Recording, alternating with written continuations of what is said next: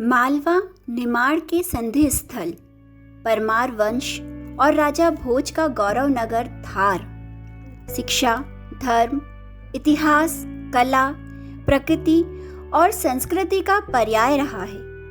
प्राचीन काल से मिले पुरातात्विक अवशेषों से विदित है कि मालवा के विकास, वैभव, विस्तार में धार नगरी की अपनी विशिष्ट प्रतिष्ठा रही है।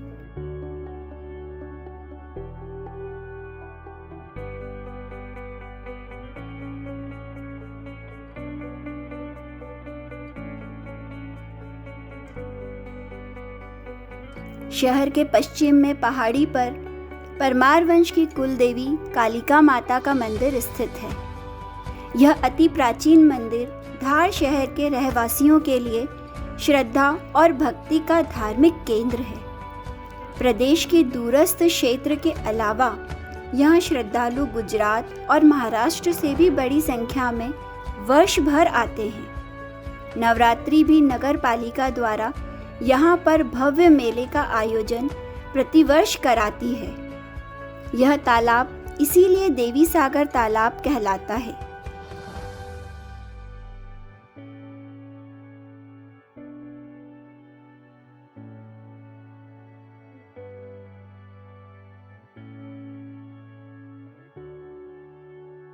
मनुष्यता की यात्रा के चश्मदीद गवाह रहे इस नगर ने 21वीं सदी में प्रगति का सोपान रचा है। नगरपालिका धार शासन द्वारा प्रस्तावित सभी योजनाओं को मूर्त रूप देने में हमेशा अग्रणी रहा है।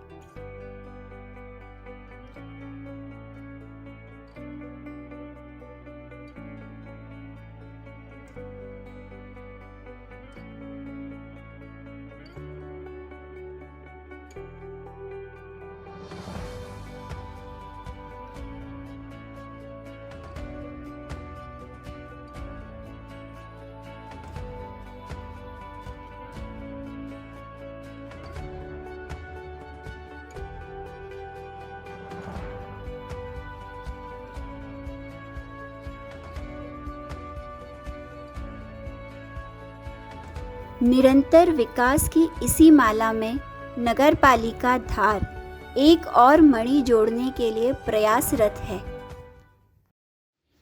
पृथ्वी पर पाया जाने वाला वह क्षेत्र जो वर्ष भर पूर्ण या आंशिक रूप से जलमग्न रहता है, आर्द्रभूमि वेटलैंड कहलाता है। वेटलैंड एक विशेष प्रकार का पारिस्थितिक तंत्र है और जैव विविधता का एक महत्वपूर्ण अंग है।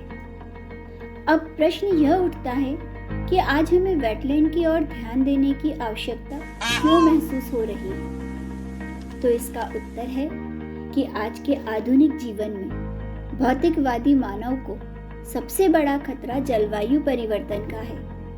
तापमान का बढ़ना, वर्षा का कम होना और वक्त बेवक्त होना, मौसम की अवधि में भी परिवर्तन होना, ग्लेशियर्स का पिघलना जिससे समुद्री तल में पानी की वृद्धि होना, वनस्पति और जीव जंतुओं की प्रजातियों का विघटन होना, इन सभी कारणों से पृथ्वी पर आर्द्र भागों की कमी हो रही है, जिससे उसके स्वास्थ्य और जीवन पर प्रभाव पड़ रहा है। ऐसी परिस्थिति में यह सबसे ज़रूरी हो जाता है कि हम बदलती हुई परिस्थिति को सुधारने के प्रयास करें। यह सब इसलिए हो रहा है क्योंकि हमारी जैव विविधता में परिवर्तन हो रहा है और इसके लिए ज़रूरी है कि हम अपनी जैव विविधता का संरक्षण करें। इस पृथ्वी पर सिर्फ मनुष्य जाति का अधिकार नहीं है।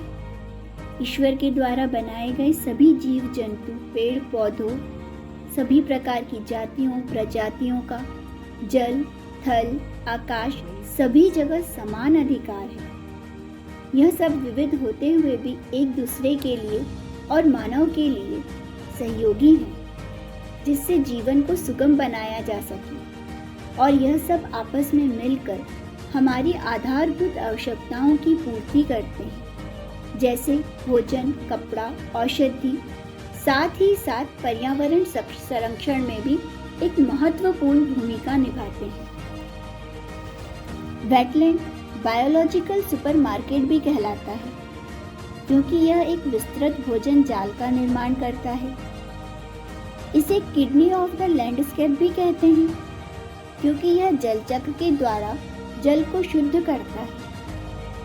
एक स्वस्थ वेटलैंड में जीव जंतु ही नहीं, वनस्पतियां एवं औषधीय पौधों की भी प्रचुर मात्रा में प्राप्ति होती है। दुनिया की तमाम बड़ी सभ्यताएं जलीय स्रोतों के निकट ही बसती आई हैं। वेटलैंड एक ऐसा पारिस्थितिक तंत्र है जो बाढ़ के दौरान जल के आधिक्य का अवशोषण कर लेता है। इस तरह बाढ़ का पानी झीलों एवं तालाबों में एकत्रित हो जाता है, जिससे मानवीय आवास जलमग्न होने से बच जाते हैं। साथ ही साथ कार्बन अवशोषण व भूजल स्तर में वृद्धि जैसी महत्वपूर्ण भूमिकाओं का निर्वहन करता है। आज हम वेटलैंड डे मनाने जा रहे हैं, जो प्रत्येक वर्ष 2 फरवरी को मनाया जाता है। मानवता और इस ग्रह के लिए आर्द्र भूमि के मूल्य पर वैश्विक जागरूकता को बढ़ाने के लिए यह दिवस मनाया जाता है। विश्व भर में आर्द्र भूमि और जलवायु परिवर्तन के महत्व को समझते हुए 2 फरवरी सन 1971 में रामसर नगर, जो ईरान देश में कैस्पियन सागर के तट पर स्थित है, एक विश्व सम्मेलन आयोजित हुआ, जिसमें 18 देशों ने भाग लिया और आर्द्र भूमि संरक्षण के लिए एक संधि पर हस्ताक्षर किए। इस सम्मेलन में झीलों को बचाने का संकल्प लिया गया और उसे रामसर साइट सम्मेलन का नाम दिया गया। यह यूनेस्को द्वारा प्रस्तावित की गई थी। यह एक अंतर सरकारी संधि है जो आर्द्र भूमि के संरक्षण और समुचित उपयोग के संबंध में मार्गदर्शन प्रदान करती है। इसमें किसी झील के शामिल होने को काफ़ी अहम माना गया है, क्योंकि इस श्रेणी में आने के बाद उस झील के संरक्षण के लिए पूरी दुनिया मदद देती है। भारत ने सन 1982 में इस संधि पर हस्ताक्षर किए। पूरे विश्व में लगभग 170 देश इसमें शामिल हैं। वर्तमान समय में 2400 से अधिक झीलें रामसर साइट में शामिल हैं। भारत में अब तक 41 साइटों को शामिल किया जा चुका है, जिसमें से मध्य प्रदेश में सिर्फ एक ही भोज वेटलैंड है।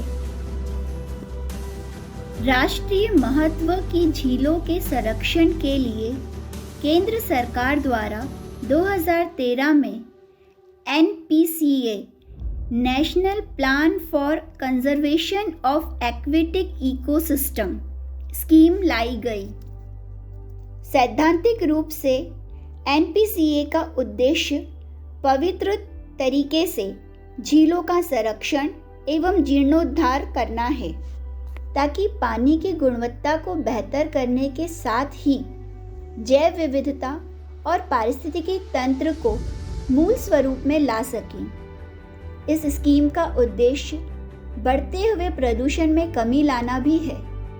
इसके लिए विस्तृत मैनेजमेंट एक्शन प्लान और एक ऐसा तंत्र तैयार करना है जिसमें वेटलैंड से जुड़ी समस्त जानकारी और अध्ययन सहज उपलब्ध हो सके। धार वेटलैंड कॉम्प्लेक्स को NPCA स्कीम के तहत 5 वर्षीय योजना के लिए एप्को द्वारा ministry of environment and forest for climate change के समक्ष भेजने के लिए चयनित किया गया है। धार इस प्राचीन शहर को 1000 वर्ष पूर्व परमार वंश के राजाओं ने तालाबों और बावड़ियों की श्रृंखलाओं से आच्छादित किया था। यहाँ 12.5 तालाब मिलकर उत्तर से पश्चिम दिशा की ओर होते हुए शहर के दक्षिणी क्षेत्र तक मालानुमा आकृति बनाते हैं, जिससे बारिश का जल पूर्णतः संरक्षित किया जा सके। हर एक तालाब अपना अतिरिक्त वर्षा जल छोटी नहरों के जरिए नीचे की ओर बने तालाबों में समाहित करता है। तालाबों की यह श्रृंखलाबद्ध संरचना मध्यकालीन जल प्रबंधन और अभियांत्रिकी का सर्वश्रेष्ठ उदाहरण है। वर्तमान समय में इन तालाबों की स्थिति संतोषजनक नहीं है। कुछ तालाब तो अपना अस्तित्व भी खो चुके हैं। तालाबों को जोड़े रखने वाली छोटी नहरों पर अतिक्रमण और शहरीकरण का असर साफ दिखाई देता है। 12.5 तालाबों में से अब सिर्फ 7 तालाब ही हैं जो अस्तित्व में हैं। बाकी तालाब अपना अस्तित्व खो चुके हैं। बचे तालाबों में से मुंज सागर सबसे बड़ा तालाब है। इसके बाद देवी फिर धूप सागर आते हैं। मुंज सागर तालाब 60 हेक्टेयर क्षेत्रफल में फैला है, जिसका कैचमेंट एरिया 11 स्क्वायर किलोमीटर और इसकी गहराई 8 से 10 मीटर तक है। इस प्राचीन जल संरचना में भव्य घाट जैसे सेठ सिठानी, गणेश व राम घाट सुशोभित हैं। यह तालाब शहरीकरण के बीच छुपा हुआ होने पर भी अपने अस्तित्व को बचाए हुए है। मुंज सागर का अतिरिक्त वर्षा जल देवी सागर से होता हुआ नहरों के माध्यम से रूप सागर में समाहित होता है। इन तीनों तालाबों और इनको आपस में जोड़ने वाली नहरों में कई जैविक विविधताएं हैं, जिनमें से कुछ प्रायः लुप्त होने की कगार पर हैं। इसीलिए इनका एकीकृत इकाई के रूप में संयुक्त संरक्षण होना अनिवार्य है।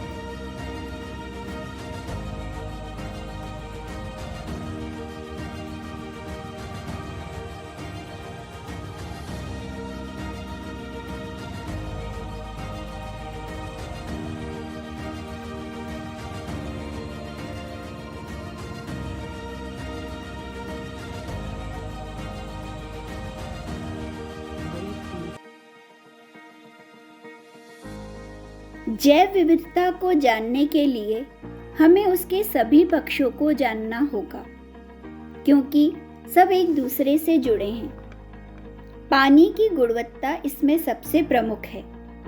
झीलों के अध्ययन को लिम्नोलॉजी कहते हैं। इसके अध्ययन से हमें पानी की उर्वरता और उत्पादकता का पता चलता है। पोषी स्तर के आधार पर हम झीलों को 4 भागों में बांट सकते हैं। पहला ओलिगोट्रॉपिक, दूसरा मीजोट्रॉपिक, तीसरा यूट्रॉपिक। ओलिगोट्रॉपिक, इसके सामान्य भौतिक गुण की बात करें तो इसका पानी हरा या नीला, अत्यधिक पारदर्शिता वाला होता है। इसमें बहुत ही कम मात्रा में न्यूट्रिएंट होते हैं। यहाँ की उत्पादन क्षमता कम होती है। यह जल काफ़ी हद तक शुद्ध होता है और इसे आसानी से मनुष्य के दैनिक क्रियाकलापों के लिए परिवर्तित किया जा सकता है। यह पानी वाटर स्पोर्ट्स और इको टूरिज्म की दृष्टि से सर्वश्रेष्ठ होता है।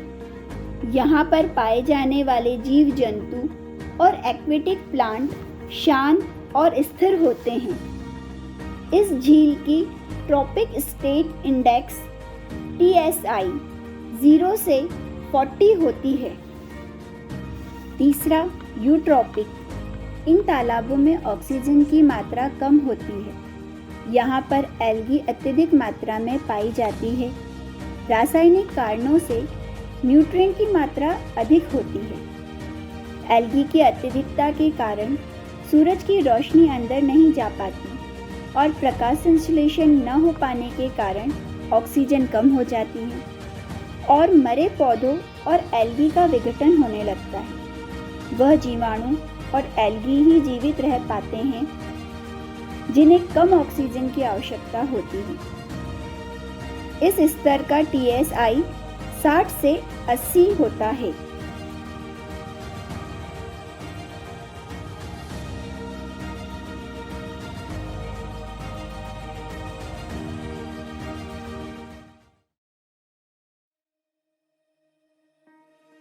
वेटलैंड की सबसे मुख्य दुश्मन है मनुष्य द्वारा फैलाई गई गंदगी, sewage, solid waste, organic waste जैसे फूल मालाएं, खेतों में इस्तेमाल होने वाला पेस्टिसाइड, फर्टिलाइजर जो पानी के साथ मिलकर तालाब को दूषित करता है।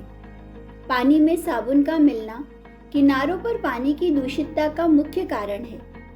पानी में रहने वाली जैव विविधता जैसे फाइटोप्लैंक्टन, जूप्लैंक्टन, माइक्रोजूप्लैंक्टन आदि पर विपरीत प्रभाव डालता है, जिससे कि अनावश्यक रूप से एल्गी ग्रोथ बढ़ जाती है और पानी को गाढ़ा कर देती है।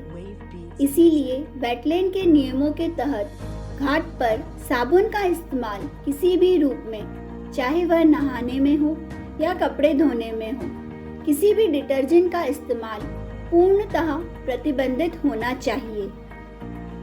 तालाब के आसपास के क्षेत्र में जो बस्तियां बस गई हैं, उनसे निकलने वाला समस्त मलीय जल तालाब में मिलता है। उस मलीय जल को रोकने के लिए सेपरेट सीवेज लाइन तालाब के बर्न्स पर बिछाने का प्रस्ताव है और बायो रेमेडिएशन पद्धति द्वारा सारे मल जल को एक जगह इकट्ठा कर फाइटो रेमेडिएशन पद्धति से उसको स्वच्छ किया जाएगा। तालाब के चारों ओर जो भी खेत हैं, वहां पर किसानों को प्रोत्साहित किया जाए कि वह ऑर्गेनिक खेती करें, ताकि पेस्टिसाइड और फर्टिलाइजर मिलने से जो तालाबों को नुकसान पहुंचता है उसे रोका जा सके। नगर पालिका, जिला प्रशासन एवं समस्त जनप्रतिनिधियों के संयुक्त प्रयास से यह ऐतिहासिक जल संरचनाएं अपनी जैव विविधता एवं जल को मूल स्वरूप प्रदान कर सकती हैं। यह योजना धार शहर को राष्ट्रीय महत्व का स्थापित कर भारत देश में एक भव्य पर्यटन नगरी के रूप में अपनी पहचान दिला सकती है।